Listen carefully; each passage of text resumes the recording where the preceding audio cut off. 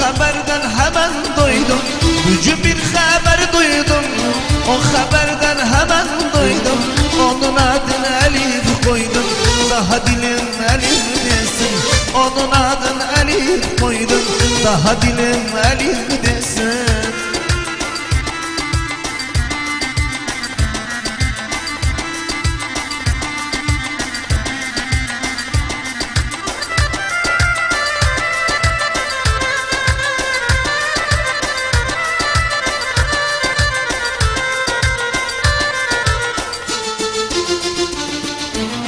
Elif şirin tatlı canlı, o sevilen bir canandı. Elif şirin tatlı canlı, o sevilen bir canandı. Hak'tan bize armağandı, daha dilim Elif desin. Hak'tan bize armağandı, daha dilim Elif desin.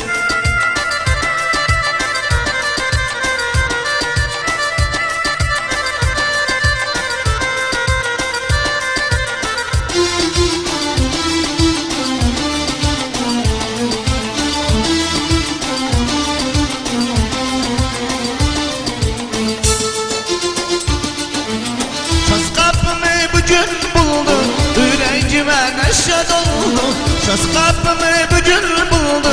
Yüreğime neşe doldu, dilacımda gerçek oldu. Daha dilim Elif desin, dilacımda gerçek oldu. Daha dilim